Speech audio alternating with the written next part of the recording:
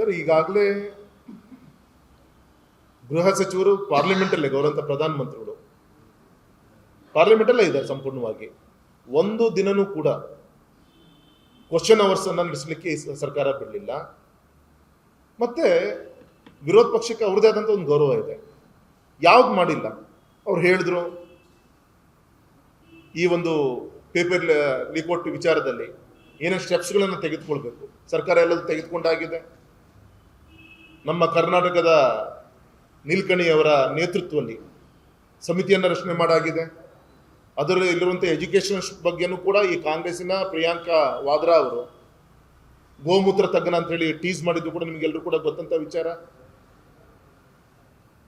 ಏನು ತಪ್ಪಿಲ್ದಂತ ಒಬ್ಬ ಎಜುಕೇಷನ್ ಮಿನಿಸ್ಟರ್ನ ಅವರ ಹೋರಾಟಕ್ಕೆ ಗೌರವ ಕೊಟ್ಟು, ಅವರ ಧ್ವನಿಗೆ ಗೌರವ ಕೊಟ್ಟು ರಾಜೀನಾಮೆಯನ್ನು ತೆಗೆದುಕೊಳ್ಳುವಂಥ ಕೆಲಸನೂ ಕೂಡ ಆಯಿತು. ಶೂಟೌಟ್ ಆಗೇ ಇಲ್ಲ. ಆದರೆ ಶೂಟೌಟ್ಗೆ ಆರ್ಡರ್ ಕೊಟ್ಟವ್ರು ಯಾರು ಅಂತೇಳಿ ಅಮಿತ್ ಶಾ ಅವರು ಬಂದು ಉತ್ತರ ಕೊಡಬೇಕು ಅಂತೇಳಿ ಇಲ್ಲ ಸಲ್ಲದ ಈ ರೀತಿಯಿಂದ ಚರ್ಚೆಗಳನ್ನ ಮಾಡ್ತಾರೆ. ಅಂದರೆ ನಿನ್ನೆ ಗೌರವ ಹೇಳಿದ್ರಲ್ಲ, ನಾನು ಇವತ್ತಿನಿಂದ ನಾಳೆ ನಿನ್ನೆ ಮಧ್ಯಾಹ್ನ 3 ಗಂಟೆವರೆಗೂ ಕೂಡ ನಾನು ಪಾರ್ಲಿಮೆಂಟ್ ಬಂದು ಪೂರಕ್ಕೆ ನಾನು ತಯಾರಿ ಚರ್ಚೆ ಮಾಡೋದು, ನೀವು ರೆಡಿ ಇದೆ ಅಂದರೆ ನಿಮ್ಮ ಹರಿಕತೆ ಕೇಳಕ್ಕೆ ನಾವು ಇಲ್ಲ ಅಂತೇಳಿ ಉತ್ತರ ಒಬ್ಬ ವಿರೋಧ ಪಕ್ಷ ನಾಯಕರು ಉತ್ತರ ಕೊಡ್ತಾರೆ. ಅಂದರೆ ಪೂರ್ತಿ ರಾಜಕಾರಣ ಡಿಬೇಟ್ ಮಾಡುವಂಥ ಯೋಗ್ಯತೆ, ಧೈರ್ಯ ಇವರಿಗೆ ಇಲ್ಲ.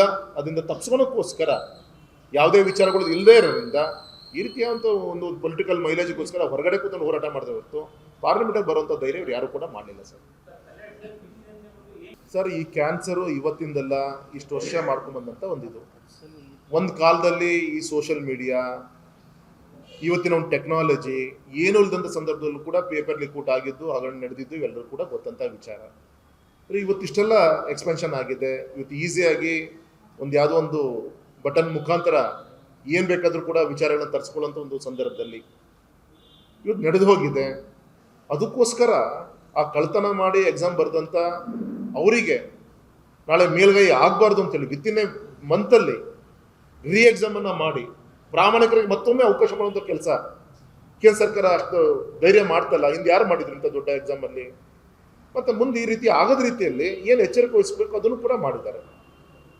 ಹಾಗಾಗಿ ಆ ಒಂದು ದಿಕ್ಕಿನಲ್ಲಿ ಕೆಲವು ಇದು ಹೋರಾಟಗಳನ್ನು ಯುವಕರು ಬಂದಿರೋದು, ಜನ್ಸಿಗಳು ಬಂದಿದ್ದು ಎಲ್ಲ ಸರಿ. ಅದ್ರ ಜೊತೆಗೆ ಈ ದೇಶ ವಿರೋಧ ಕೆಲವು ಶಕ್ತಿಗಳು ಕೂಡ ಕೈ ಜೋಡಿಸಿ ಮೋದಿಜಿಯವರನ್ನ ಪ್ರಾಮಾಣಿಕವಾಗಿ ಅವರು ಡಿಬೇಟ್ ಮಾಡ್ಲಿಕ್ಕೆ ಆಗಲ್ಲ, ಅಡ್ದಾರಿ ಮುಖಾಂತರ ಏನಾದರೂ ಅವರಿಗೆ ಕೆಟ್ಟ ಹೆಸರು ತರಬೇಕು ಅಂತೇಳಿ ಇಲ್ಲ ಸಲ್ಲದ ಶಕ್ತಿಗಳು ಸೇರ್ಕೊಂತು ಅದಕ್ಕೆ ಕಾಂಗ್ರೆಸ್ ಕೂಡ ತನ್ನ ಮುಖ್ಯ ಪಾಲನ್ನು ಕೈ ಜೋಡಿಸುವಂಥ ಪ್ರಯತ್ನ ಮಾಡಿದೆ.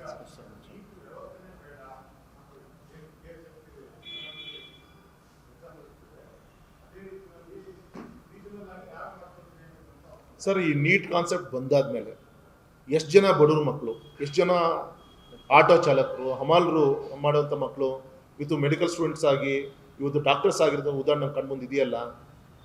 ಮೊದಲು ಯಾವ್ದಾದ್ರು ಪ್ರೈವೇಟ್ ಕಾಲೇಜಲ್ಲಿ ನಾವು ಬ್ಲಾಂಕ್ ಚೆಕ್ ಕೊಟ್ಟು ಹೋಗಬೇಕಾಗಿತ್ತಲ್ಲ. ಆ ರೀತಿಯಂಥ ಒಂದು ಎಕನಾಮಿಕಲಿ ವೀಕರ್ ಸೆಕ್ಷನ್ಗೂ ಕೂಡ ಈ ರೀತಿಯಂಥ ಒಬ್ಬ ಬಡವ್ರ ಮಗನೂ ಕೂಡ ಡಾಕ್ಟರ್ ಆಗ್ಬೋದು ಅಂತ ಒಂದು ಕಾನ್ಸೆಪ್ಟನ್ನು ಇಟ್ಕೊಂಡು ಈ ನೀಟ್ ಕಾನ್ಸೆಪ್ಟನ್ನು ದೇಶಕ್ಕೆ ಕೊಡುವಂಥ ಕೆಲಸ ಮಾಡಿದಾರಲ್ಲ.